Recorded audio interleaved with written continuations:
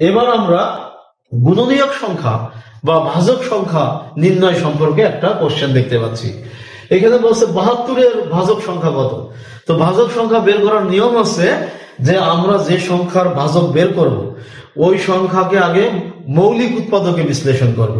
যেমন এখানে 72-এর গুণনীয়ক বা ভাজক বের করব।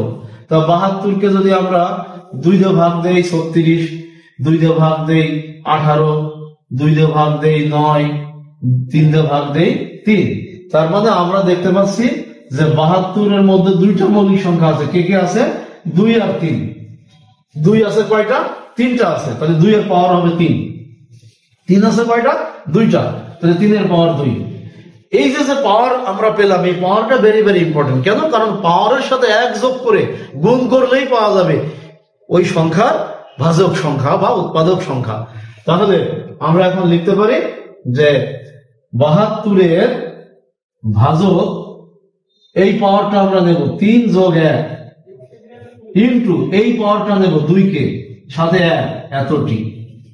তাহলে 3 আর 1 যোগ করলে 4, 2 আর 1 যোগ করলে 3, 3 4 12টি। ঠিক আছে?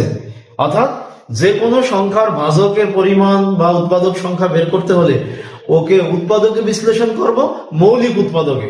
যেমন আমরা এখানে 72-কে বিশ্লেষণ করে 2 আর 3-কে পেয়েছি। তারপরে আমরা খেয়াল করব যে কে কয়বার আছে, ওইটা তো তার পাওয়ার। পাওয়ার আকারে প্রকাশ করার পর তারপরে আমরা পাওয়ার গুলোর সাথে 1 যোগ করে গুণ করে দেব, তাহলে ভাজক সংখ্যা পাওয়া যাবে। তাহলে এর সঠিক উত্তর আছে 12। পরবর্তী প্রশ্ন, নিচের কোনটি যোগসিদ্ধ সংখ্যা? এখন যোগসিদ্ধ সংখ্যা সম্পর্কে আমাদের বেশিরভাগ স্টুডেন্টদের ধারণা দুর্বল। তারা জানে না যোগসিদ্ধ সংখ্যা কাকে বলে। যোগসিদ্ধ সংখ্যা হচ্ছে সেই যৌগিক সংখ্যা যার ভাজকগুলোর মধ্য থেকে প্রকৃত উৎপাদক যারা, তাদের যোগফল ওই সংখ্যার সমান। অর্থাৎ আমরা একটা সংখ্যাকে যদি উৎপাদকে বিশ্লেষণ করি এবং প্রকৃত উৎপাদকগুলো যোগ করে দেখতে পাই যে যোগফল ওই সংখ্যার সমান, তাহলে আমরা বলবো ওই সংখ্যাটা, ইংরেজিতে বলবো পারফেক্ট নাম্বার, আর বাংলায় বলবো যোগসিদ্ধ সংখ্যা।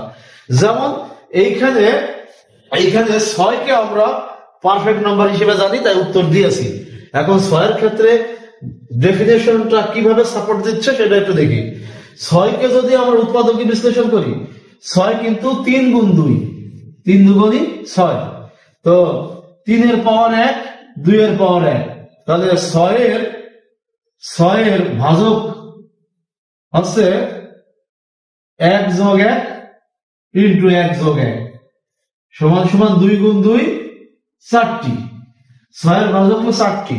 এই 4টির মধ্যে সে নিজে বাদে বাকিগুলো আছে প্রকৃত ভাজক বা উৎপাদক। অর্থাৎ নিজে ব্যতীত বাকিগুলো 4টা না, এই 4টার মধ্যে 3টা হবে প্রকৃত উৎপাদক বা ভাজক, আর একটা সে নিজে, ও আছে প্রকৃত না। তাহলে 6-এর ভাজক থেকে 1 কমন, এরপরে 2, এরপরে 3। 6-কে নেওয়া যাবে না, মোট 4টা তো, 6-কে নিব না। তাহলে 1 যোগ 2 যোগ 3 ইকুয়াল টু 6। খেয়াল করছেন? অর্থাৎ 6 এমন একটা সংখ্যা যার প্রকৃত উৎপাদক বা ভাজকের যোগফল 6-এরই সমান। অতএব 6-কে আমরা বলবো সে পারফেক্ট নম্বর, বাংলায় বলবো যোগসিদ্ধ সংখ্যা। উত্তর আগেই দেওয়া আছে, গ উত্তর। মনে রাখবেন প্রিয় শিক্ষার্থীবৃন্দ এবং চাকরি প্রার্থী ভাই বোনেরা, আপনারা মনে রাখবেন যে এক অঙ্কে একটাই আছে পারফেক্ট নাম্বার, 2 অঙ্কে একটাই আছে পারফেক্ট নাম্বার 28, 3 অঙ্কে একটাই আছে 496। ঠিক আছে? এই 3টাকে চিনে রাখবেন।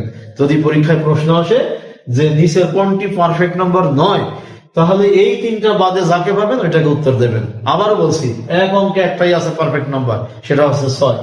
2 অঙ্কে একটাই আছে পারফেক্ট নাম্বার, সেটা হচ্ছে 28। 3 অঙ্কে একটাই আছে 496। সর্বশেষ প্রশ্ন যে নিচের কোনটি অম্লজ সংখ্যা?